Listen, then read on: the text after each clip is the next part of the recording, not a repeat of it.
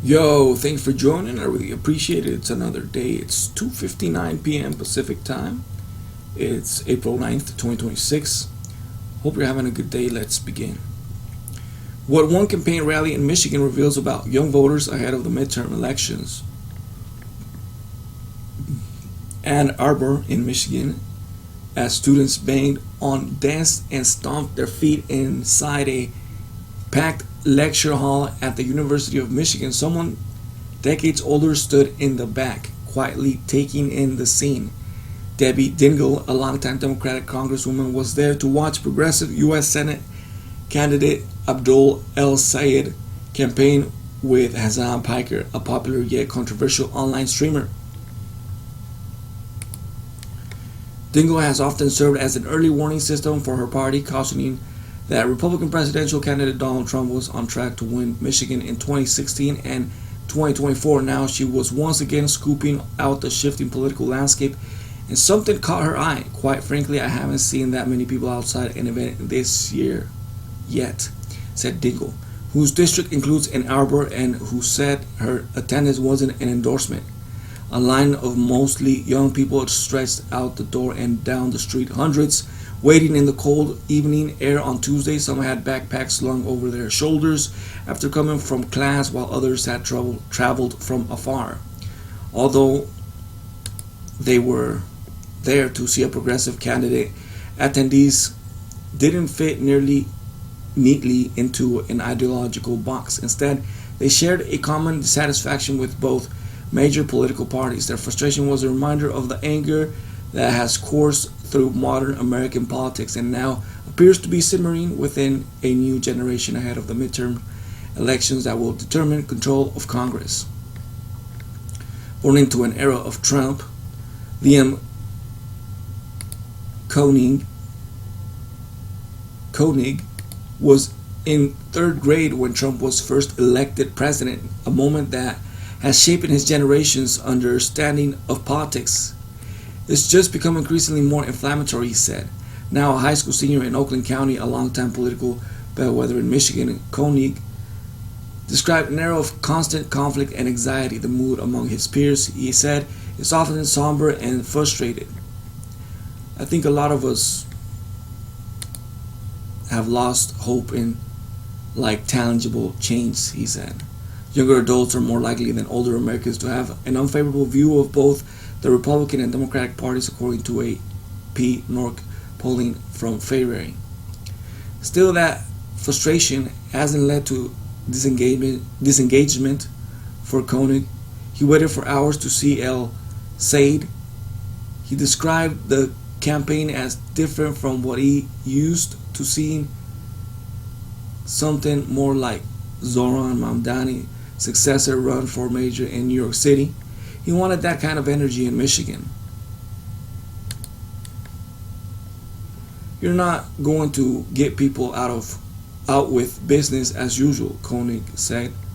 Carol Molina, an artist who recently moved from New York City, said she had been hunting for a candidate in Mamdani's mold when she arrived in Michigan. She settled on El Sayed, who is facing U.S. Rep. Harley Stevens and State Senator Mallory McMorrow in the state's primary. We want to be able to live and afford life without constantly scraping by, she said. Molina was looking for a clean break with the past. I think the Democratic Party is losing because they're not really listening to what the people really want, she said. They're trying to keep a party that existed before Donald Trump, and that party doesn't exist anymore. Frustration but not apathy from young voters. Ethan Snyder, a third-year student at the University of Michigan, described today's politics as a little unserious. It's difficult to remain positive or not be jaded at a young age, said Snyder. Snyder said he voted for Democrat Kamala Harris 2 years ago, but like many in line to see Piker and El Sayed, was critical of her and her party. Hate them, he said of Democrats. They feel very complicit in terms of all the issues going on now. If not complicit, they're not. They're just doing nothing. Younger people are rejecting both parties at much higher rates than older generations. According to recent Gallup polling, More than half of Generation Z and millennials identify as political independents, while a majority of older generations side with the party.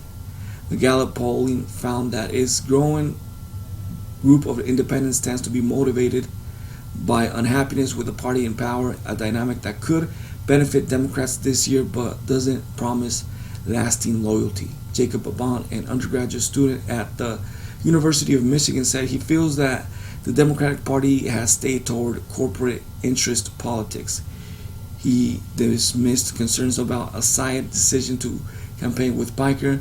The 34-year-old streamer has 3.1 million followers on Twitch and 1.8 million on YouTube. And he said Hamas is 1,000 times better than Israel, described some Orthodox Jews as inbred, and claimed that America deserved 9/11.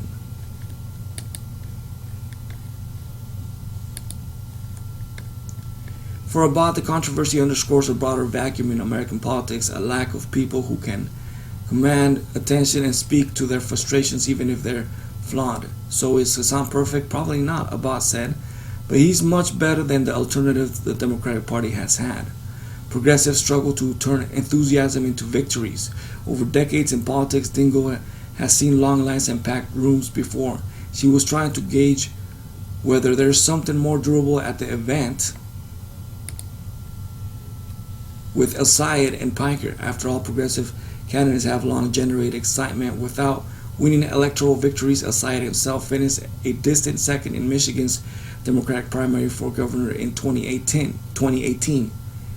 In addition, independent Senator Bernie Sanders of Vermont, a leading face of the progressive movement, fell short in 2 Democratic presidential campaigns. But some Democrats argue this moment may be different, pointing to recent victories by Mamdani in New York and Analilia Mejia, who won a crowded Democratic primary in a special U.S. House election in New Jersey. There should be a progressive running everywhere. That one exists, said Pennsylvania Representative Summer Lee, who also appeared with El Sayed. Every year, every race, she added, we might not be victorious, but every single time we have to call the question. Dingle said she'll be looking to see what happens next. Is it something for the kids to do, or is it going to connect? She said. Again, thank you for joining. I really appreciate it. Smash that like button, subscribe to the channel, comment down below, let me know what you think. Follow me on Instagram, Studio11. Follow me on X, the Studio 2020. I like to say Twitter. Follow me on Twitter. Thank you for joining, and I'll see you on the next one.